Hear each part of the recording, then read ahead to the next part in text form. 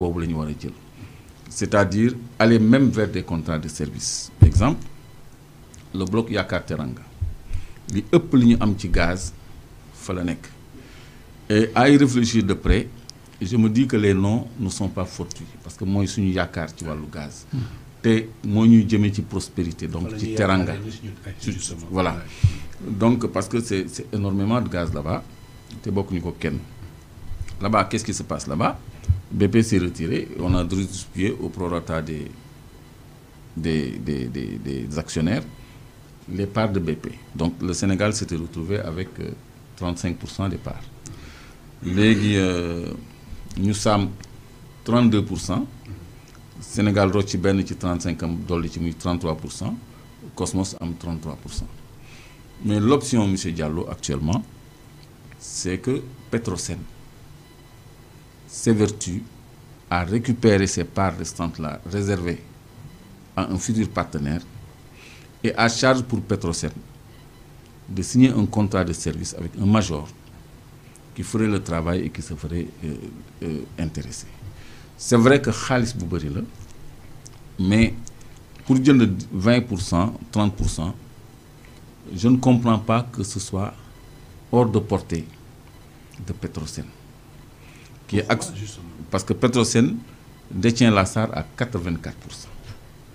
La SAR, c'est des résultats de 1000 milliards par an. Petrosen a des entrées. Petrosen, Sénélec, l'État du Sénégal. Par exemple, Fortesa, on a 30% là-bas, n'est-ce pas? Petrosen a 30% à Fortesa. Dans la concession. Mais pourquoi on ne peut pas avoir 30% à Sangomar? Même les 20% yi nga xam ne fa la ñu code bi yamale, on ne les a pas atteints, on a pris 18%. Donc, si on peut trouver des moyens pour financer ay infrastructures yoo xam ne c'est moins structurant pour le développement, war nañu mën a am moyen wu augmenter suñu ay parts dans des domaines stratégiques comme les hydrocarbures et l'énergie. Man loolu laa gëm. Parce que cimenterie, on dit Sénégalais amuñu moyen de cimenterie, c'est pour ça que les étrangers ont mis les cimenteries. Cimenterie, c'est 1500 milliards. 1500 milliards, 1000 milliards. Je donne toujours l'exemple de la reddition des comptes. Xool fonds yi ñu mobiliser rek ci li nga xam ne mooy reddition des comptes ci ay individus ay particuliers ak fortiori état boo xam ne dafa am signature ak garantie.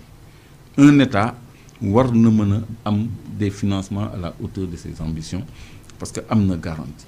Donc c'est trop facile, c'est une option un peu rétrograde de dire que ñun amuñu moyen. Non, on a la ressource.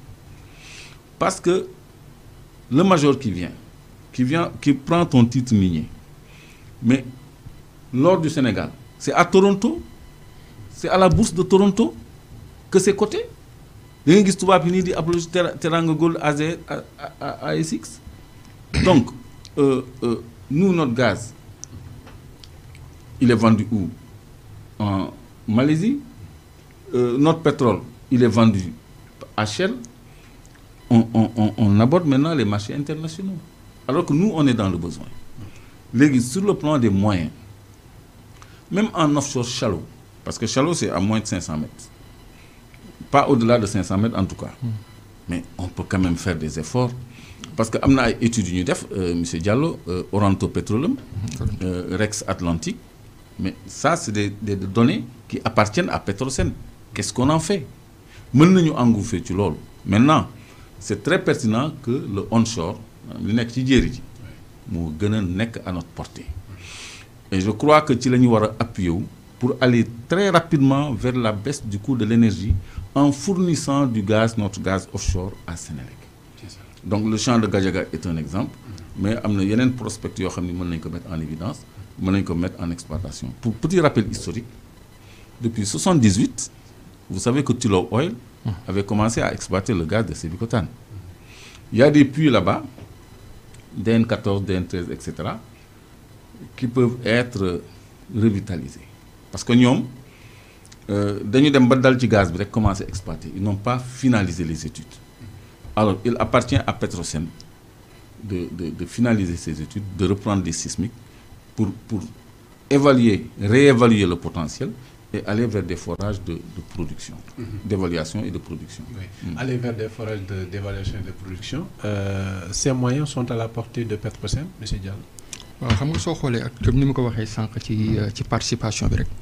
ni Petrosen amee difficulté dem ba nar a tardel entreprise yi nga xam ne ñoo nekk opérateur après finalement ñu jël solution prêter ko parce que li mu wax nii c'est vraiment c'est une politique solution rapide quoi. waaw solution c'est vraiment une solution idéaliste là c'est vraiment l'idéal mais loolu c'est dans la durée parce que politique pétrolière souvent fii Sénégal man loolu laay wax am na benn contribution bu ma defoon di wax naan rééquilibrons le discours sur notre politique pétrolière parce que da ngay dem ba benn instant tu as l'impression que Sénégal yëpp dañ bëgg ñu gaaw xam nga def li ñuy def ci pétrole bi état du Sénégal am ci le maximum gagné ci le maximum alors que affaire yi du noonu bu ñu démarrer c'est vrai que l'idéal mooy l'état du Sénégal am ci le maximum mais politique pétrolière ni ñu koy parce que les entreprises ne sont pas des philanthropes te actuellement à travers le monde même actuellement on a du mal même pour vraiment mettre sur le marché des blocs pétroliers ou gaziers.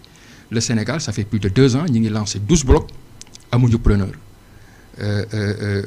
Même sans rek tay rek donc maa ngi koy dégg donc bon ci RFI RD Congo ñu ngi lancé 55 blocs onshore comme offshore mënuñu am preneur parce que y a un contexte international qui est là. Un contexte de transition énergétique. Un contexte de transition énergétique boo xam ne dañ ci war a tenir en compte bien vrai que loolu également c'est un autre débat parce que transition énergétique bi wax naa ci ne transition énergétique bi pays africains yi dañ ci war a def nànk parce que transition énergétique bi dafa war a am une transition énergétique transparente pour les compagnies une transition énergétique responsable pour les pays industrialisés et une transition énergétique juste pour les pays en voie de développement juste et profitable pour les pays en voie de développement. Parce que nous, on pollue moins. Et vraiment, l'Europe s'est industrialisée à travers l'énergie. Les énergies fossiles. Oui, à travers donc, les énergies fossiles, surtout le charbon. L'énergie la plus polluante. Donc, nous, on a besoin de notre énergie pour vraiment se développer à travers l'industrialisation. Raison pour laquelle il faut que nous fassions ça. Mais il faut que nous sachions que le Sénégal n'est ni le Qatar, ni le Nigeria, encore moins l'Arabie Saoudite. Grand Clédor, tout à l'heure, M. Clédor, wax na léegi ci affaire kii bi quoi Yaakaar Teranga joxe na proposition bu am solo mais c'est une proposition que je trouve idéaliste parce que loolu bu fekkoon Sénégal l'attrait de son domaine pétrolier tolloo na par exemple comme l'Iran parce que loolu mu wax noonu c'est comme les contrats de type buyback iranien nga xam ne ay genre contrat de service wala moom lay doon dans le gaz hein, le potentiel n'est pas le même que le pétrole. Non parce que soo xoolee non que ça soit potentiel pétrolier comme gazier Sénégal tolloogul niveau Qatar tolloogul niveau Arabie Saoudite sur le pétrole tolloogul niveau yooyu malheureusement nag Sénégal dañ ko yóbbu foo xam ne raison pour laquelle moo tax actuellement on a du mal à vendre nos blocs yi nga xam ne ça fait 2 ans yi ni ñu ngi koy lancé mais mënuñu trouver preneur parce que le Sénégal veut aller au-delà de l'attrait de son domaine pétrolier loolu tam il faut que ñu def ci ndànk waaw loolu moom il faut que ñu def ci ndànk. mais monsieur Diallo le bloc de Udo Ultra Deep Offshore bi ñu joxoon total 65 000 km². dama gis ñu morcelé ko en plusieurs blocs est-ce que mën naa comprendre lan moo waral morcellement bi et ndax ay titres miniers nouveau la wala dañ ko.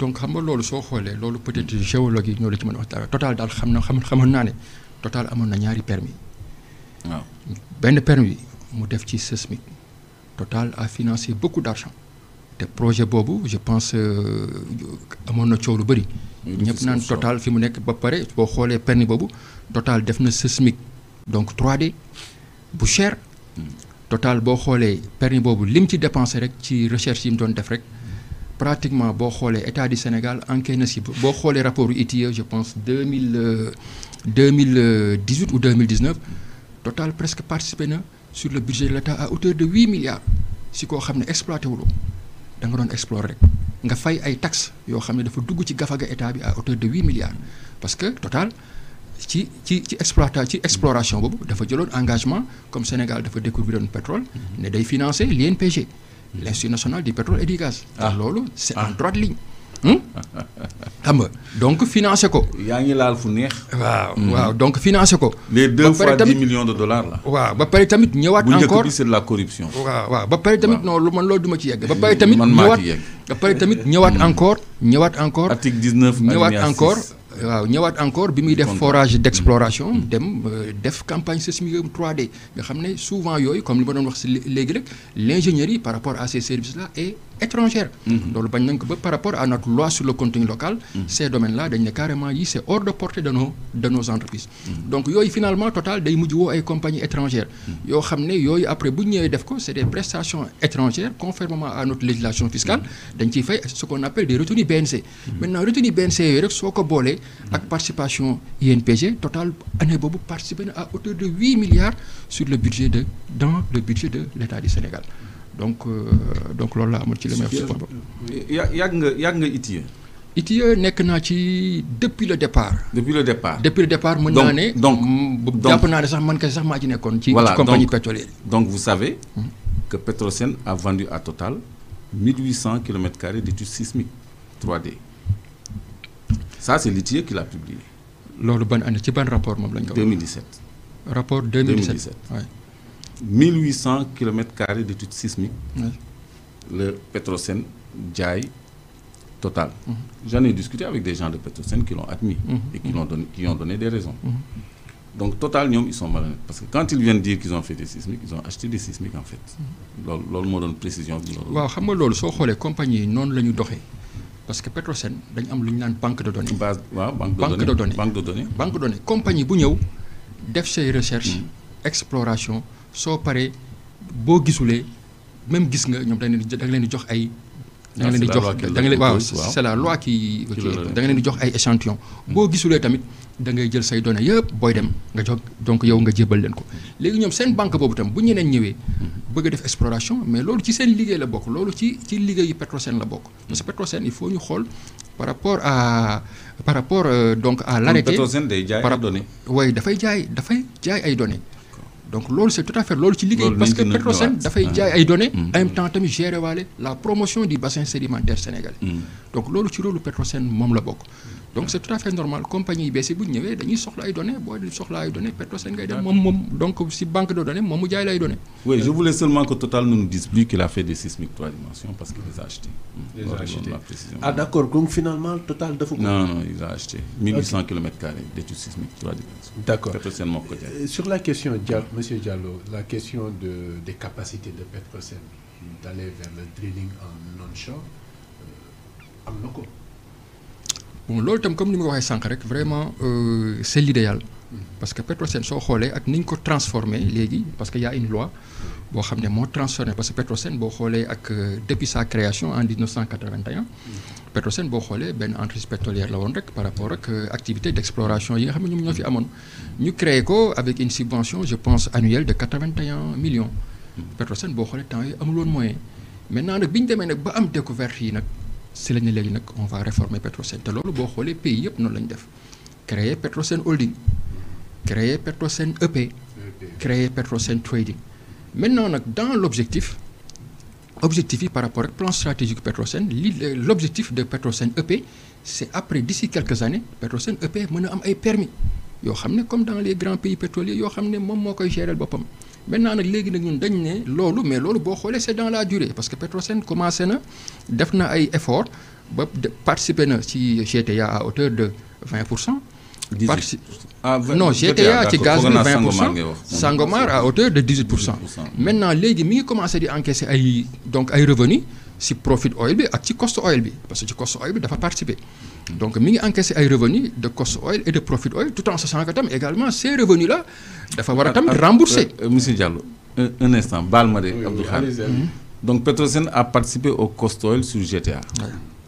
donc ça veut dire qu'on a les moyens d'avoir des actifs de prendre notre part dans le cost oil. mais daf ko leboon.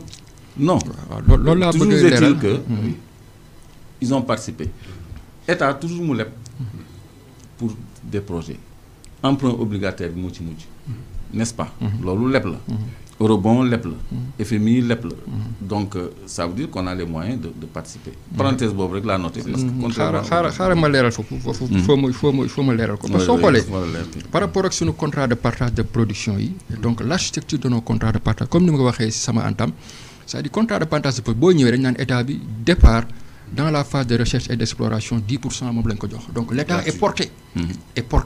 bu ñu demoon tey xam nga normalement tey yow boo nekkoon actionnaire benn société classique bu ñu nee 10% nga am bu ñu waroon am benn projet ñu ne projet bi de dañoo soxla 100 milliards. dañuy multiplier 10% à 100 milliards. divisé ne la yow waaw dañ koy multiplier par 10%. pas divisé par 10 quoi mais dañ koy multiplier par 10%.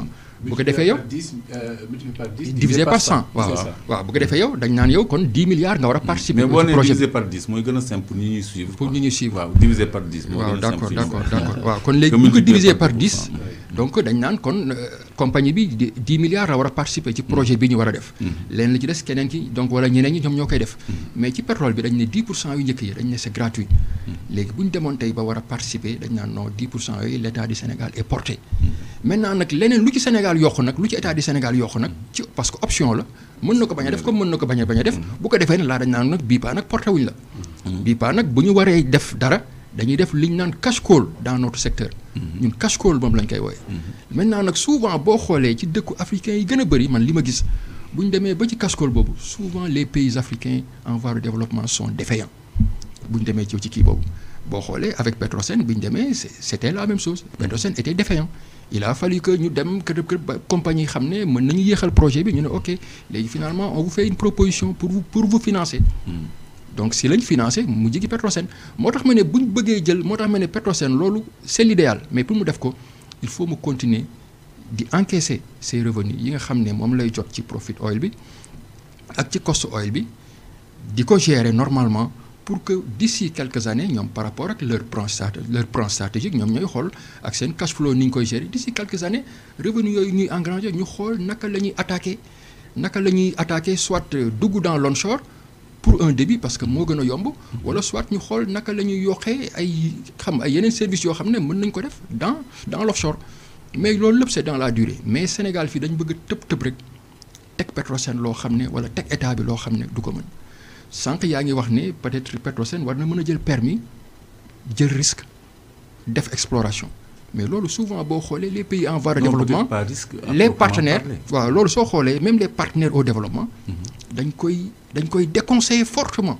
les pays en voie de développement parce que dañ naan leen yéen les pays en voie de développement vous avez vraiment d'autres priorités vous avez des priorités dans la santé dans l'éducation dans l'alimentation vraiment priorité yooyu comme am ngeen ko ce serait trop risqué ngeen jël xaalis bu toll nii di ko dugal ci projet boo xam ne mën nga def au cas où ça marche c'est l'idéal parce que loolu c'est les règles de finance c'est la loi donc des finances plus tu prends de risque plus tu gagnes moins tu prends de risque moins tu gagnes mais l'inconvénient mooy risque boobu bu ñu ko jëlee ñu perdre alors que am na ay priorités yoo xam ne ñi ngi ne xàññ toog jàkkaarloog ñun ñu jël ay xaalis bu toll noonu def ko ci ay projet qui ne risque rien n'a rien. waaw qui ne risque rien n'a rien mais tamit boo amee priorité parce que risque tamit même boo xoolee courbe de risque dañ koy analyser même par rapport même cycle de vie même d'un individu ou d'un projet am na fenn fooy toll dañ naan na laa faut pas prendre au de kii risque am na feneen fooy toll fu xaw a tane tuuti ñu ne la laa mën nga jël risque te ñun pays africains yi en tout cas par rapport à nos partenaires de développement comme la Banque mondiale le FMI la BAD dañuy déconseiller fortement les pays africains pour que ñuy investir pour le moment dans l'exploration. C'est ça, c'est bien. C'est ça. Commentaire débat bi tey je suis gâté parce que am naa au moins ku ma échanger en profondeur ci les questions de stratégie. C'est vrai que bailleurs de fonds yi ñoom bëgguñ ñu dem. Donc, ils nous décommandent fortement d'investir dans des secteurs à risque.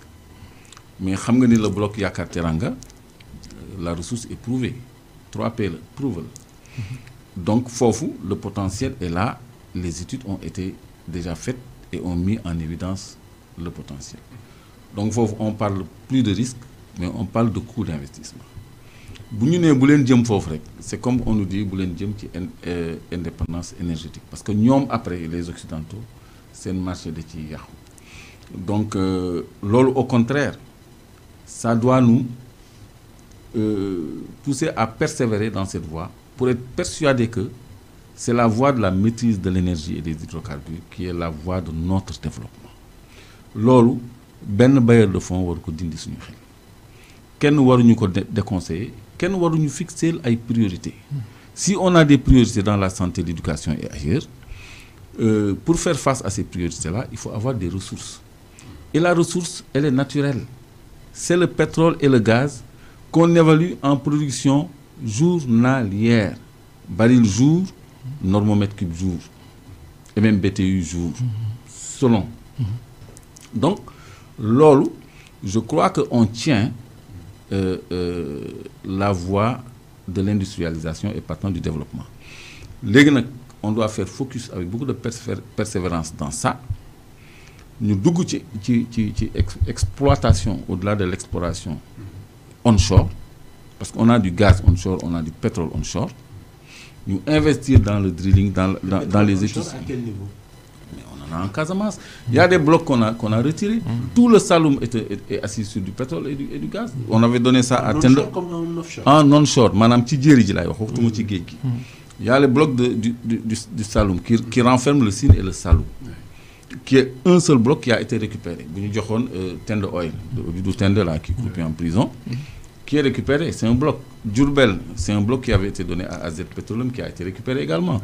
Louga, et partant toute la région de Saint-Louis, est un bloc qu'on appelle bloc de Louga, 27 000 km².